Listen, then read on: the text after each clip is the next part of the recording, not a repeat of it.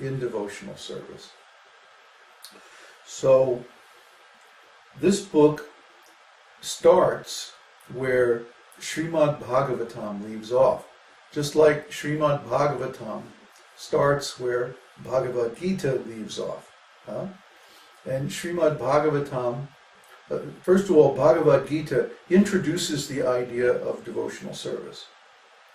Then Śrīmad-Bhāgavatam expands that idea and gives many, many practical examples of what we really mean by devotional service.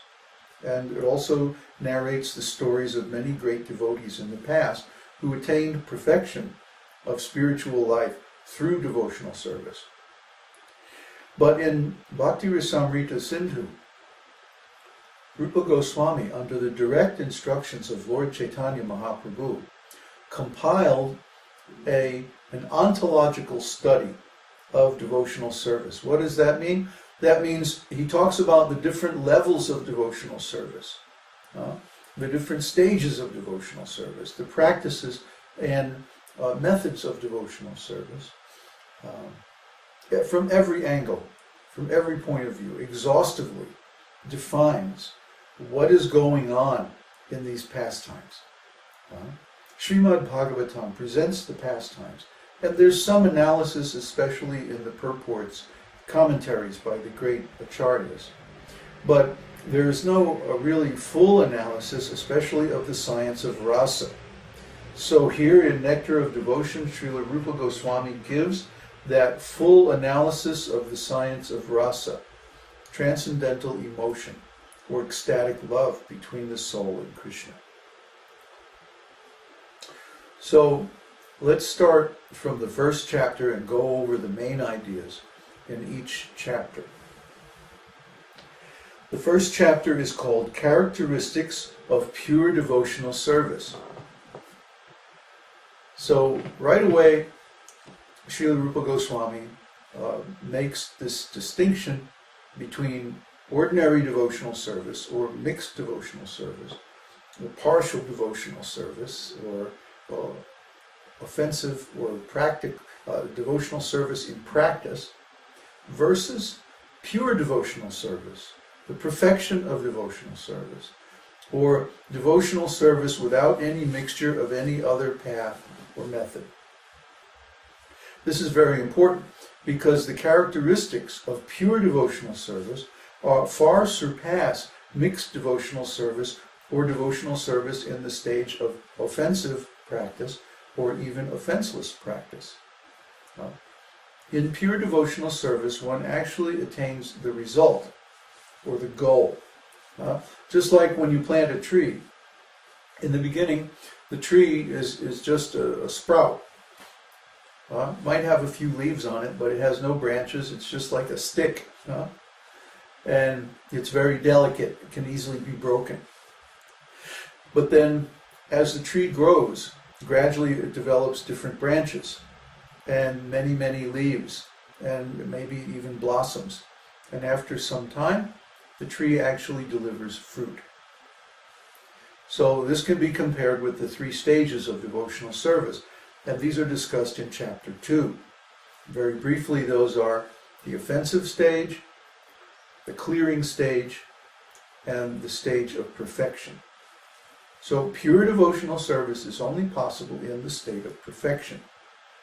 The first 2 stages are the stage of practice, and this is called sadhana bhakti.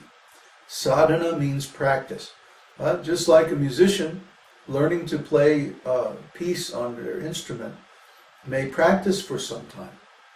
And during the stage of practice, one frequently makes mistakes. This is expected, because when you reach the perfect stage, then there's no mistakes. So musicians like to joke among themselves that practice means you make all your mistakes and get them out of the way. So it's similar in devotional service. In the beginning, there are going to be so many mistakes. We're going to bring our nonsense ideas and habits and personality problems with us into devotional service. And these are going to contaminate and mix our practice of devotional service with so many other things. But we're not talking about that. Well, we will talk about it a little bit, but we're not primarily going to discuss that subject in the Bhakti Rasamrita Sindhu. What are we going to discuss? The characteristics of pure devotional service. See, this literature, Vedic literature, is very scientifically composed. So, right in the very beginning, the first title of the first chapter tells the subject. What is going to be discussed? And then everything in the rest of the book references back to that. So what is the very first thing? Characteristics of pure devotional service. Kevala Bhakti. Kevala means unmixed, pure. So we're going to be talking about pure devotional service. So what's the definition of pure devotional service? Anya bilashita shunyam. Shunyam means pure. There's no other mixture of anything else. Anya bilashita.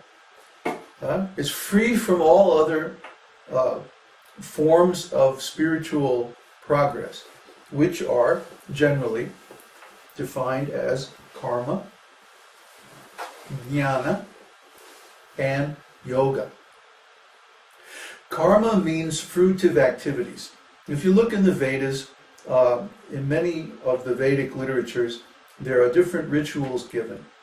And the results of those rituals are that you get various material benedictions. For example, in Vishnu Sahasranam, it's described that as a result of chanting Vishnu Sahasranam, one gets basically all his material problems resolved. So everyone in this world is suffering because of some material problems. If you have a material problem, just chant Vishnu Sahasranam, 1,000 names of Vishnu, and all those problems will be resolved. I have personal experience that this is a fact. So after chanting Vishnu Sahasranam daily, every day for 12 years, then gradually all my problems were solved. And then I can advance further into pure devotional service. But in the beginning, everybody has some material problems. This is understood. So in the beginning, there's going to be some mixture of desire for fruitive results. Fruitive results means I want to gain the fruit of my actions. Just like when I plant a tree, I'm looking forward to enjoying the fruit later on. These are fruitive actions, and these are allowed under Vedic religion, provided they are done as a sacrifice to Vishnu. This is karma yoga. Karma yoga means we dedicate our material activities to the service of the Lord, and He gives us very nice results. Not only do we get all our material problems resolved, we also develop devotion for Him, which is a wonderful thing. And it's the real nectar of devotion. So, the other thing that contaminates our devotional service is jnana. Jnana means knowledge. And specifically in this context, it means speculative knowledge or empirical knowledge based on experiment. So we need to have knowledge when we're in material consciousness. Why? Because the mind is there to protect us. That last time I did this, and then so many terrible things happened, and I was suffering like anything. And so I'm going to remember not to do that anymore. That's the purpose of the mind. The mind is designed specifically to record traumatic incidents and all of the actions and qualities that led up to those traumatic incidents, so that we don't do them again in the future. Okay? I hit my head with the hammer and I had a bad headache, so I'm not going to hit my head with the hammer anymore. At least that's the theory. But we see that people keep doing the same nonsense things over and over and over again in their life. Why? Because mind is not enough. We also require intelligence. Intelligence means, see, the mind only can record the cause and effect relationship between two things that is immediate. If the cause and the effect are separated in time, then the mind cannot make the connection between those two things. When I hit myself on the head with the hammer, I immediately get a headache. So the mind can say, oh yes, hitting your head with the hammer is the cause of the headache. But let's say I eat some meat, and then later on, I get some disease. The mind is not smart enough to make the connection between the cause and the effect, because they're separated in time. Here's where intelligence comes in. The Vedic scriptures say you should not eat meat. Why? Because killing animals